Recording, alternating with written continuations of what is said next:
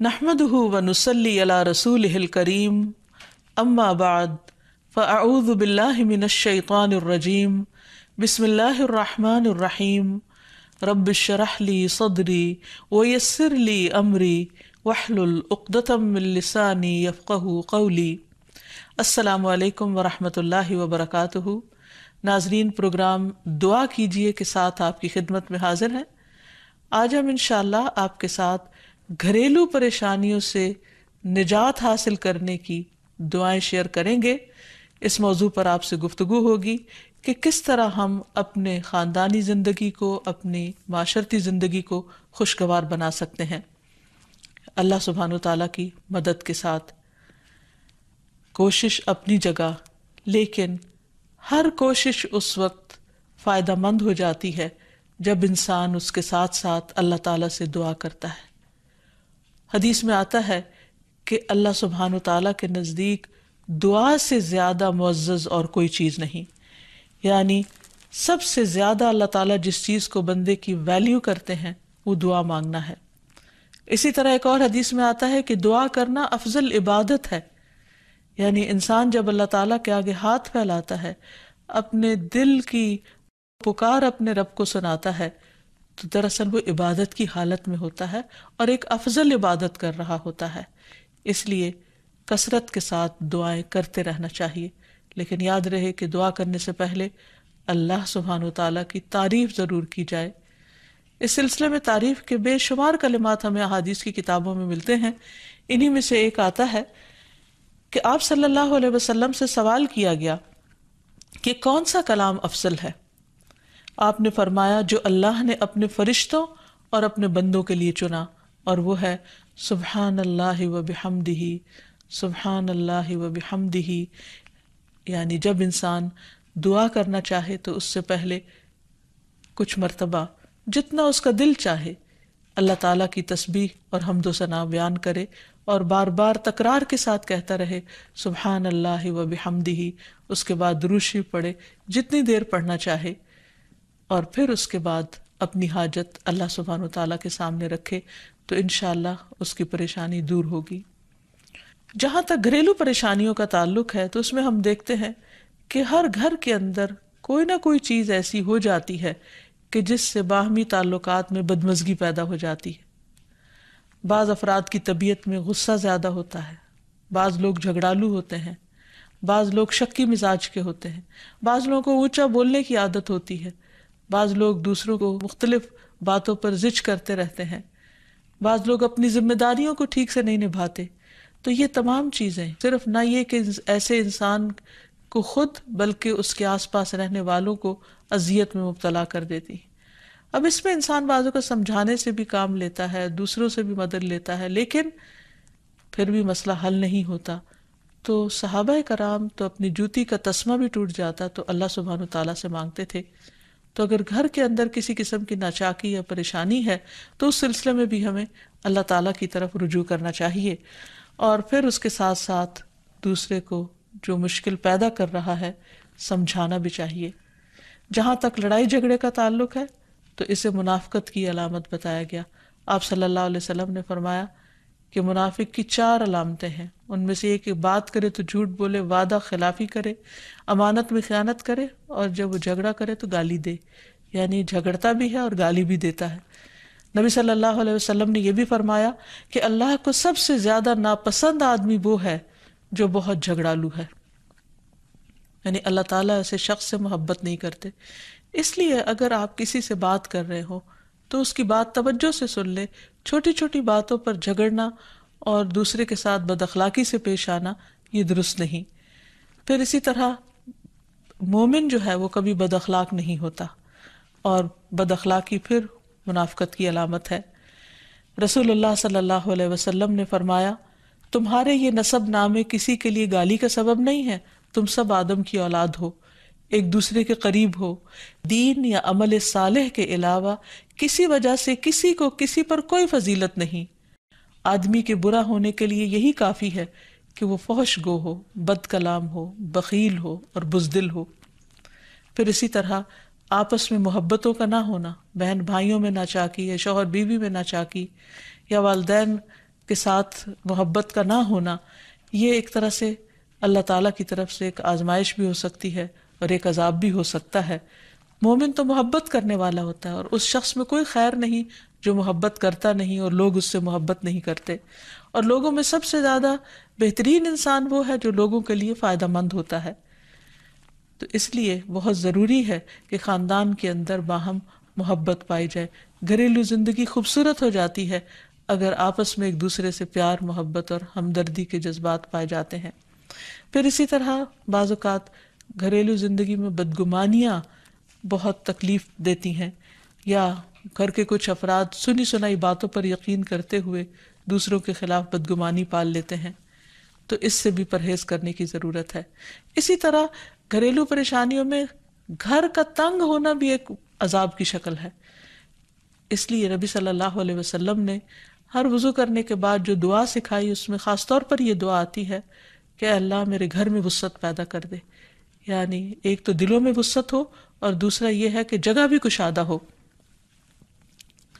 رسول اللہ صلی اللہ علیہ وسلم نے فرمایا 3 چیزیں بدبختی میں سے ہیں۔ عورت جب تو اسے دیکھے تو وہ تجھ کو بری لگے اور وہ تجھ پر اپنی زبان چلائے، اور اگر تو اس سے غائب ہو تو وہ اپنے نفس کی اور تیرے مال کی حفاظت نہ کرے۔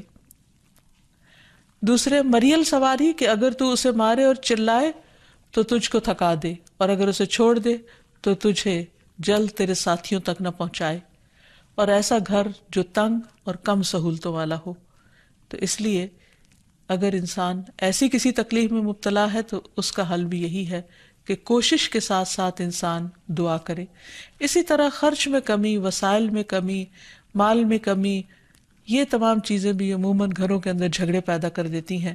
کھانے پینے کی قلت، بنیادی ضروریات کا پورا نہ ہونا، تو ایسی صورت میں بھی انسان اللہ تعالیٰ کی طرف رجوع کرے، اور اس کے لیے ساتھ ہی کوشش بھی ضروری ہے۔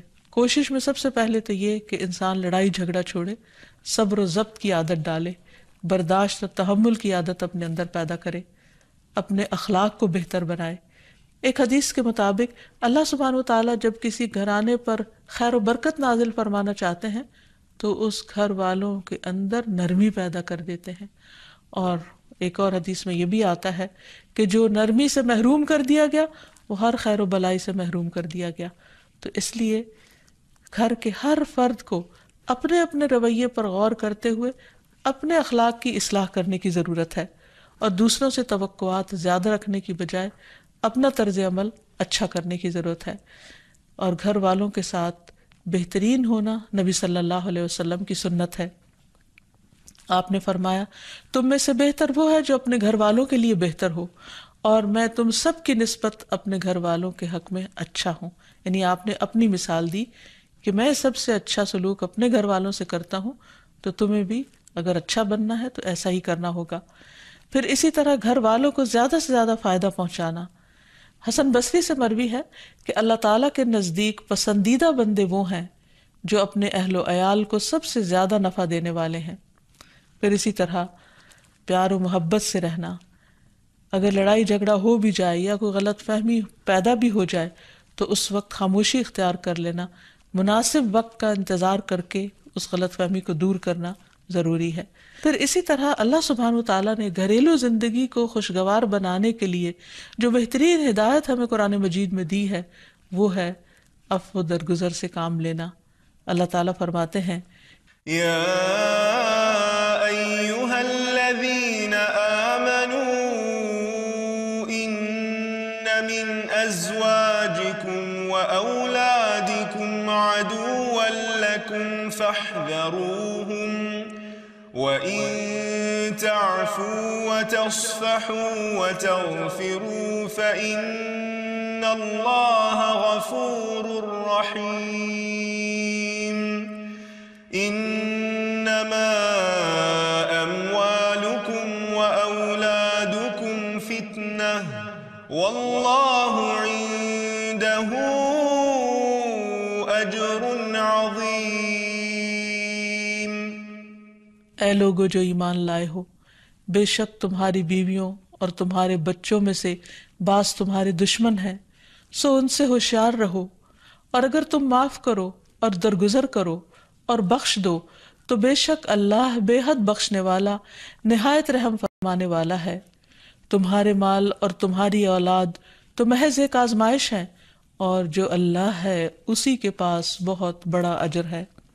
یعنی انسان کو بعض اوقات اپنی ہی بیوی یا بیوی کو اپنے ہی شوہر سے، اور بعض اوقات اپنے ہی بچوں سے یا اپنے ہی والدین سے دشمنی کا اندیشہ ہو سکتا ہے، اور وہ ایک دوسرے کے لیے مصیبت اور بلا ہو سکتے ہیں، لیکن ایسی صورت میں بھی انسان کا گزارا نہیں ہو سکتا جب تک ایک دوسرے کو معاف نہ کرے۔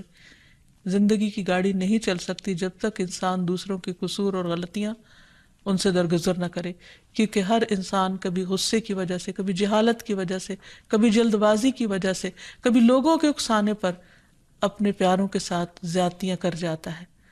تو ایسی صورت میں انسان اگر چاہتا ہے کہ اس کی زندگی خوشگوار ہو تو اسے معاف کرتے رہنا چاہیے۔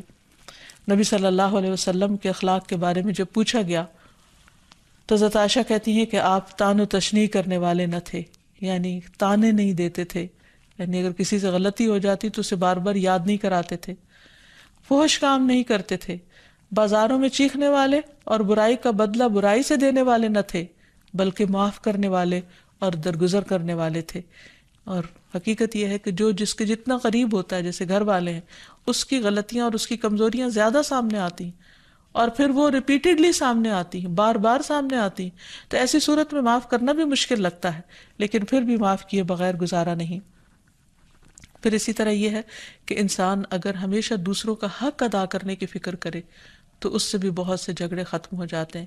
شوہر اگر بیوی کو حق دینے والا ہو، بیوی خوشی سے شوہر کا حق دینے والی ہو، بہن بھائی ایک دوسرے کے اوپر قربانی کرنے والے ہوں، ایثار کرنے والے ہوں، تو ایسی صورت میں گھر کا ماحول بہت خوشگوار ہو سکتا ہے۔ عورت کے بارے میں فرمایا نبی صلی اللہ علیہ وسلم نے کہ عورت اس وقت تک ایمان کی حلاوت نہیں پا سکتی جب تک کہ وہ اپنے شوہر کا حق ادا نہیں کرتی۔ اسی طرح شوہر کے لیے نبی صلی اللہ علیہ وسلم کا یہ اسوہ حسنہ بہترین ہے کہ آپ صلی اللہ علیہ وسلم اپنے گھر ہوتے ہوئے اپنے گھر والوں کے کام کاج میں ہاتھ بٹایا کرتے تھے، ان کی خدمت کیا کرتے تھے۔ جب نماز کا وقت ہوتا تو فوراً نماز کے لیے تشریف لے جاتے۔ آپ اپنے چھوٹے چھوٹے کام خود کر لیا کرتے تھے۔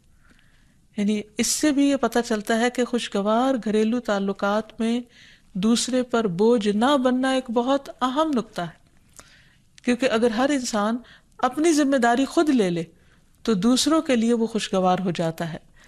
پھر اسی طرح گھر والوں کو اگر کوئی غم، تکلیف یا پریشانی ہو تو اس موقع پر اپنے اختلافات کو بھول کر ان کی مدد کرنا، ان کی کیئر کرنا اور ان کی دلجوئی کرنا، یہ بھی بہت ضروری ہے۔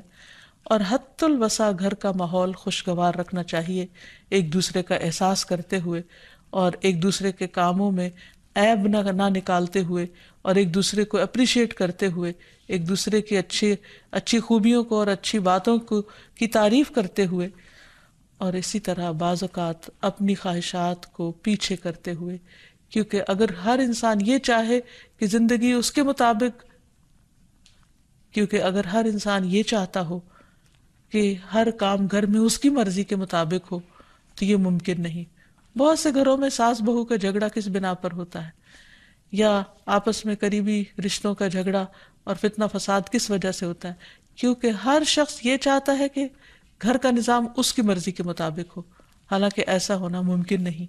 تو اس لیے ہر انسان کو اپنی رائے بھی دینی چاہیے، لیکن دوسروں کی رائے کا بھی احترام کرنا چاہیے، اپنی ضرورت بھی پوری کرنی چاہیے، لیکن اس کے ساتھ ساتھ دوسروں کی ضروریات کا بھی خیال کرنا چاہیے۔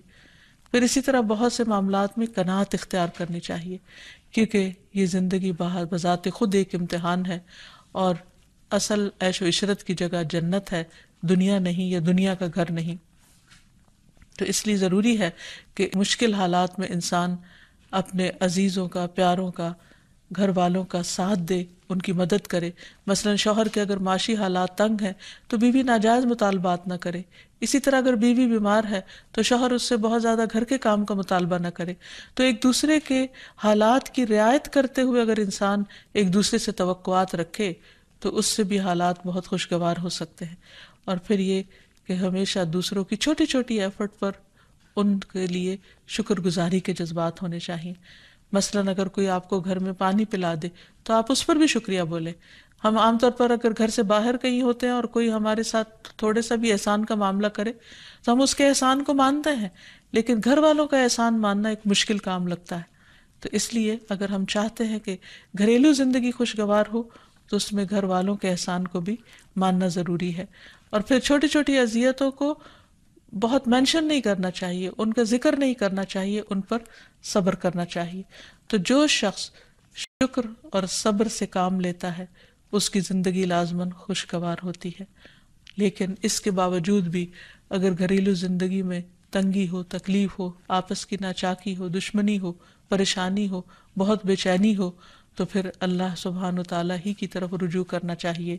کیونکہ قرآن مجید میں آتا ہے وَإِن يُرِدْكَ بِخَيْرٍ فَلَا رَادَّ لِفَضْلِهِ يُصِيبُ بِهِ مَن يَشَاءُ مِنْ عِبَادِهِ وَهُوَ الْغَفُورُ الرَّحِيمُ. اور اگر اللہ تجھ سے کوئی بھلائی کرنا چاہے تو کوئی اسے ٹالنے والا نہیں، وہ اپنے بندوں میں سے جسے چاہے فضل سے نوازتا ہے اور وہ بخشنے والا اور رحم کرنے والا ہے. تو اس لیے چھوٹی چھوٹی تکلیفوں پر بھی فوراً اللہ کا ذکر، اللہ کی یاد، اللہ کی تسبیح انسان کے دل کو سکون بخش دے.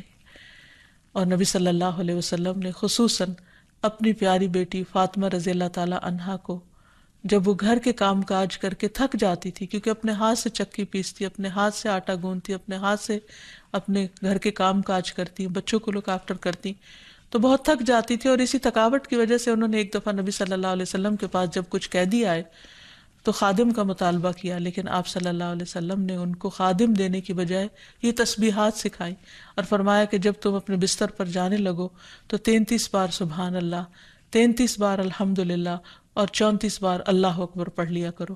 اور اسی لیے یہ تسبیحات فاطمہ کے نام سے بھی معروف ہیں. تو رات کو خاص طور پر بستر پر لیٹ کر یہ تسبیحات ضرور پڑھ لینی چاہیے، کیونکہ یہ گھریلو کام کاج کی تھکاوٹ کا بہترین علاج ہے اور خادم کی جگہ کفایت کرنے والی دعائیں ہیں. پھر اسی طرح گھر میں وسعت اور کشادگی کی دعا، اللہم اغفر لی ذنبی ووسع لی فی داری وبارک لی فی رزقی. اے اللہ میرے گناہ معاف کر دے، میرے گھر میں وسعت پیدا کر دے اور میرے رزق میں برکت عطا کر دے. پھر اسی طرح چھوٹی چھوٹی پریشانیوں کے سلسلے میں مثلاً بچے کو چوٹ لگ گئی یا اچانک کسی وبائی مرض کا کوئی شکار ہو گیا تو علاج معالجے کے ساتھ ساتھ دعا کرنا ضروری ہے. مثلاً گھر والوں میں سے اچانک کسی کو کوئی ایسی بیماری آ گئی، کوئی سٹروک ہو گیا یا ہارٹ اٹیک ہو گیا تو سارے گھر والے پینک ہو جاتے ہیں. ایسی صورت میں پریشانی کا صرف اظہار کرتے رہنے سے اور غمگین رہنے سے مریض کی مدد نہیں کی جا سکتی. تو اس موقع پر اللہ تعالیٰ سے دعا کرنی چاہیے. اور ایک بہت خوبصورت دعا جو نبی صلی اللہ علیہ وسلم نے حضرت اسماء بنت امیس کو سکھائی تھی کہ آپ نے فرمایا کیا میں تمہیں ایسے کلمات نہ سکھاؤں جن کو تم پریشانی کے وقت پڑھا کرو. اور وہ کلمات ہیں اللہ اللہ ربی لا اشرک بہ شیئا، اللہ ہی میرا رب ہے، میں اس کے ساتھ کسی چیز کو شریک نہیں بناتی. اور آخر میں یہ کہ گھر والوں کی باہمی محبت اور الفت اور تعلقات کی بہتری کی دعا کرنی چاہیے جو پیارے نبی صلی اللہ علیہ وسلم نے ہمیں سکھائی ہے. وہ دعا ہے اللہم الف بین قلوبنا واصلح ذات بیننا واہدنا سبل السلام ونجنا من الظلمات الى النور وجنبنا الفواحش ما ظہر منها وما بطن وبارک لنا فی اسماعنا وابصارنا وقلوبنا وازواجنا وذریاتنا وتب علینا انک انت التواب الرحیم وجعلنا شاکرین لنعمتک مثنین بہا قابلیہا واتمہا علینا. اے اللہ ہمارے دلوں میں الفت پیدا فرما دے اور ہمارے آپس کے معاملات کی اصلاح کر دے. ہمیں سلامتی کے راستوں کی رہنمائی فرما اور ہمیں اندھیروں سے نجات دے کر نور کی طرف لے آ اور ہمیں تمام ظاہری اور چھپی بدکاریوں سے محفوظ رکھ. ہمارے کانوں اور ہماری آنکھوں اور ہمارے دلوں اور ہماری گھر والیوں اور ہمارے بچوں میں برکتیں عطا فرما. ہماری توبہ قبول فرما، بلا شبہ تو بہت زیادہ توبہ قبول کرنے والا اور رحمت کرنے والا ہے. ہمیں اپنی نعمتوں کا شکر ادا کرنے والا بنا اور ان کی تعریف کرنے والا اور ان کو قبول کرنے والا بنا دے. ان نعمتوں کو ہم پر کامل فرما دے، یعنی ان نعمتوں کو ہم پر تمام کر دے. تو کس قدر جامع اور خوبصورت دعا ہے جو نبی صلی اللہ علیہ وسلم نے ہمیں سکھائی. گھریلو زندگی کو خوشگوار بنانے کے لیے ان دعاؤں کو پڑھتے رہنا چاہیے، یاد کر لینا چاہیے، قبولیت کے مواقع پر پڑھنا چاہیے. اگر زبانی یاد نہ بھی ہو تو دیکھ کر پڑھ لینا چاہیے، اور اگر ان کا ترجمہ نہ آتا ہو تو اردو میں پڑھنے میں بھی کوئی حرج نہیں. لیکن اللہ تعالیٰ سے مانگتے رہیے، کیونکہ ساری مشکلات کا حل صرف اسی کے پاس ہے. وآخر دعوانا ان الحمد للہ رب العالمین. السلام علیکم ورحمۃ اللہ وبرکاتہ.